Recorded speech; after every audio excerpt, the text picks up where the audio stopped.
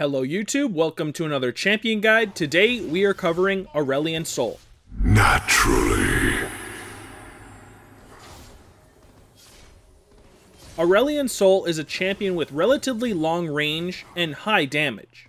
He then has pretty good wave clear from his stars and amazing roam potential with his E. When he combines his E, Comet of Legend, with his Q, Star Surge, he's then got a pretty strong engage as well.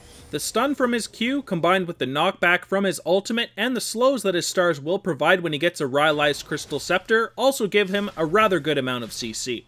Now, although he's got some relatively good crowd control, he's a champion who struggles against CC since it does disable his stars. Same goes for silent skills, which can be rather brutal for him to deal with as well. Lastly, he is a champion who can bully a lot of the mid laners out there, but he really struggles against gap closers and mobility. Champions like Diana, Talon, Zed, etc., all those ones with high damage and mobility, can give you a rather hard time. All in all, he is a rather solid champion, but just like every other champion in League of Legends, he has his weaknesses. For my Masteries, I take 12 Ferocity and 18 Cunning, grabbing Storm Raiders as my keystone mastery. Thunderlord's Decree is also a fine alternative, but I find Storm Raiders a much better mastery. It's saved my life in many different situations, and in others it's given me that extra mobility needed so I can chase an opponent and get that kill. For my runes, I like to go Magic Penetration Reds, Scaling Health Yellows, Magic Resist Blues, and either Movement Speed Quints or Ability Power Quints. He is a champion that relies quite a bit on movement speed, and personally I do prefer the movement speed. However, since you are an AP champion, obviously the ability power quints are a great option as well, as your orbs will do more damage and you'll be way more annoying to deal with.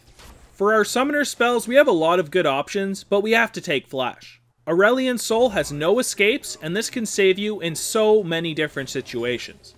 Ghost is then one of my favorite options for the second slot. It's great for moving around in teamfights and can get you in a good position or escape if needed. Now, Exhaust is a great pick against champions like Diana, Zed, or Talon who have a lot of damage and an easy way to get on top of you. That is a great summoner spell and pretty much required against those assassin-like champions. Now, using Barrier is another great defensive pickup, and it can also save you a lot in a single game. Barrier is good against predictable burst, and Exhaust is better for sustained high damage. Now, if you are looking for kill pressure, you can always take Ignite. I prefer going for a defensive summoner setup, but if you know you're going to have a really easy lane, then Ignite can help get you snowballing. So now let's kick off your abilities by looking at your passive, Center of the Universe. Aurelion Sol is constantly orbited by 3 stars, and beyond them exists an outer limit affecting his damaging abilities. Ability inhibiting crowd controls will then disable Center of the Universe. So these stars deal between 20 and 130 based on level, plus between 5 and 25, plus between 18 to 35 based on level, percentage AP magic damage, and apply spell effects. They of course deal damage to anybody they come in contact with, and it automatically executes minions below 25 health. The range then is normally 325, but you can push them to your outer limits with your W, which is a 650 range. All in all, it is a rather strong passive as it can do a lot of harass on the enemy champion, and you can last hit without even auto-attacking. When you are in teamfights, make sure you're using your W as it will push them out to a farther range and they will get increased damage. Now for your Q, Star Surge. You fire the core of a newborn star in the target direction, which expands as long as it remains within the outer limits and grants him 10% bonus movement speed. Upon traveling beyond the outer limit or reactivating Star Surge, the core detonates, dealing magic damage to all enemies caught within and stunning them. This then has a between 70 and 230 base plus 65% AP and stuns between 1.1 and 1.5 seconds. So this of course is a great ability because it is a solid stun that grows in size as you move along with it. You're able to combo this with your E ability, Comet of Legend, so you do get increased movement speed, and this can grow to a very long range if you move across the whole map with it. It's a great way, if timed correctly, to do an AoE stun on an entire team, which can be rather devastating. So now let's look at that W ability, Celestial Expansion. So passively, the Center of the Universe's star's base damage is increased by between 5 and 25 based on the rank of this ability. When you toggle this, Aurelion Sol pushes his Center of the Universe's stars out to their outer limits and increases their damage by 50%. For the mana cost, you have to have 40 to activate it, but then it's between 22 and 30 per second. This can make you a rather mana hungry champion, and obviously you can't keep this activated. This ability is great to max first because of the extra base damage on your stars, and in teamfights you want to obviously use this because it will do 50% more damage and keep you at a safer range. But now let's look at your E ability, Comet of Legend. Aurelion's soul pulls in his stars and takes flight in the chosen direction, gaining unobstructed sight and ignoring terrain and unit collision. Aurelion's soul can then also be seen regardless of obstructions, and you gain between 25 and 45% bonus movement speed. Performing any action except for your Q, which is Star Surge, or taking damage from champions or turrets, will end Comet of Legend early. So like I said on the Q page, you can use Star Surge during this ability, and you can have it follow you and gain a really large range and stun many targets. This is then great for also roaming around the map, as you can gank top lane or bot lane rather quickly with this ability. 45% bonus movement speed is a lot of bonus movement speed. Now, your last ability, the ultimate, Voice of Light. Aurelion's soul exhales a wave of starfire in a line, dealing magic damage to all enemies hit, slows them for 2 seconds, and knocks target back to the outer limit if they are within. The magic damage is between 150 and 350 plus 70% AP, and the slow is between 40 and 60%. So this is a pretty solid ability. Now, it doesn't do as much damage as a lot of the other ultimates out there, but the fact that you can peel for yourself with it is rather strong. If I'm against a lot of high mobility assassins and whatnot in a team, generally I save this defensively so I can peel them off myself and then kill them with my W. It's also got a 1300 range, so if somebody is running away, this can also snipe people down and lend you those kills. For our skill order, we focus on maxing our W first, since it does increase the base damage on your stars, and when you push them out, they will deal a ton of damage.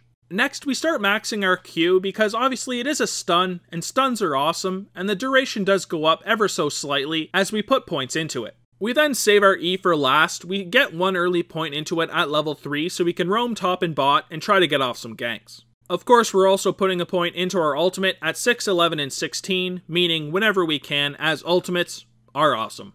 For our lane harass combo, we land our Q, Star Surge, to stun them at the edge of the outer limit, and then activate our Celestial Expansion to push out our stars and hit the target. It's a very simple combo and deals a ton of damage, since Celestial Expansion increases the damage of your stars by 50%.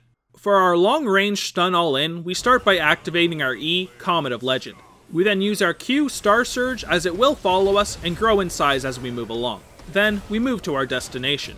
When we're at the target, we detonate our Star Surge and follow up with our Voice of Light.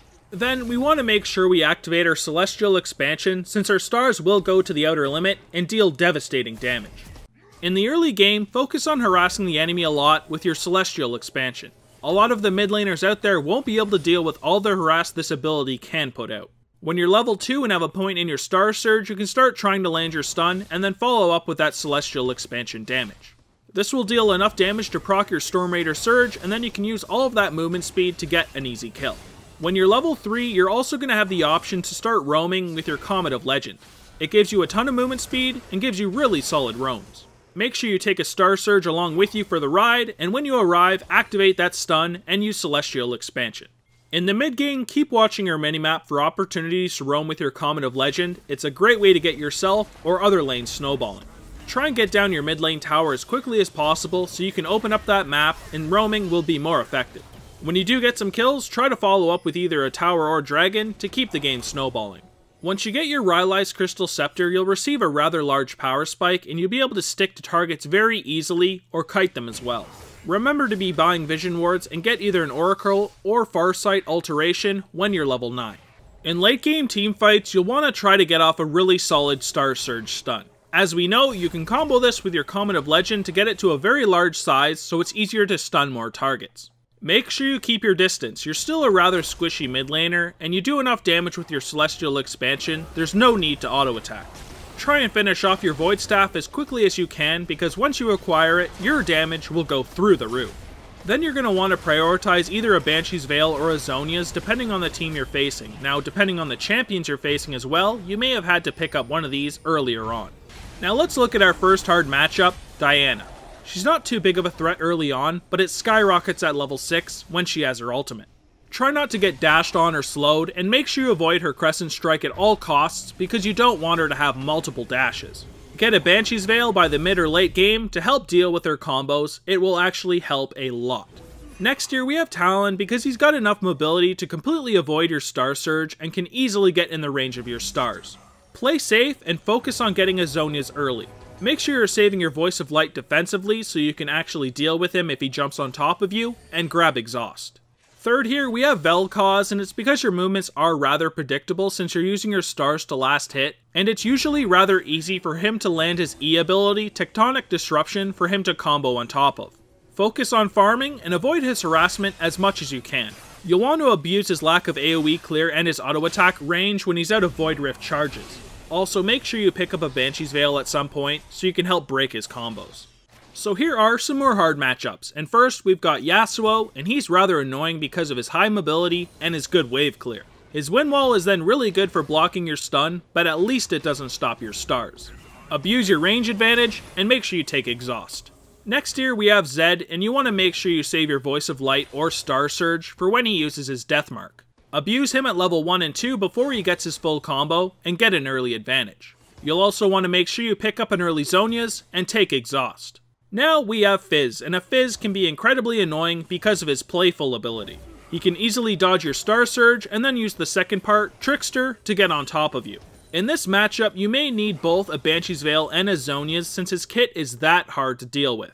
Also, make sure you pick up Exhaust so he can't all-in you as easy. Or at least as often.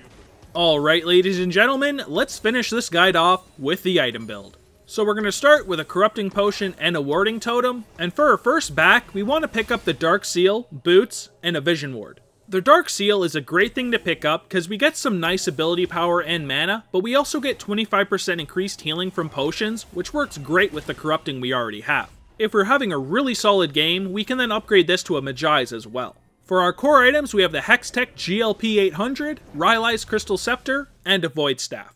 I really prefer the Hextech because I really like the slow it provides, but some people do prefer the Rod of Ages instead, which is completely fine. Select either one of those, and then make sure you get a Rylai's and a Void Staff. For our boot options, we really only have two options. We have the Boots of Swiftness if we want full-on mobility, or the Sork Shoes if we do want some more magic penetration. For our item pool, we have the Zonias if we are against an AD team or we do need it to break up really hard to deal with combos. Of course, there is also the Banshee's Veil for that exact same reason, but also it does have some magic resist, which is nice against high AP teams. Speaking of high AP teams, we also have the Abyssal Scepter to help deal with them as well, as it gives some nice ability power and yet again, magic resist. Then of course we have the Liandry's, and this is a pretty nice item if there is high health targets to help burn and deal with them. If you want high AP and just want to deal a lot of damage, there of course is the Rabadon's Death Cap, which is an item I pretty much always pick up. If you're looking to be a really bursty Aurelion soul, you could get the Ludens. It can be a rather decent item as well, considering you do get some movement speed, which makes your roams even harder to deal with. And as I said before, if you are having a really good game, you could always upgrade the Dark Seal into a Magi's. So for full build number 1, we take our core and then add a Banshee's Veil and a Rabadon's Death Cap. This will give you an absolute ton of AP, which makes your damage really high, and it will make your engages and team fights more effective as you will be able to block a spell. Hopefully, it will be an important one. For full build number 2, we took the exact same items, but instead at the end added a Zonias instead of a Banshee's Veil. This is great if you are against something like a Zed or Talon that is AD based and trying to all-in you. But now, with the item build over, that concludes our guide. I hope you guys did enjoy the Aurelion Sol mid lane guide for patch 6.20, and if you did, you can always thumb it up, and if you're new around eGaming Television, you can always subscribe. For more of our guides, you can visit our website, egamingtv.com, or follow us on Twitter where we do skin giveaways at egaming_TV. Thank you guys a ton for watching, I hope you guys enjoy the Worlds because I know I will, and I will see you guys in the next Champion Guide. Peace!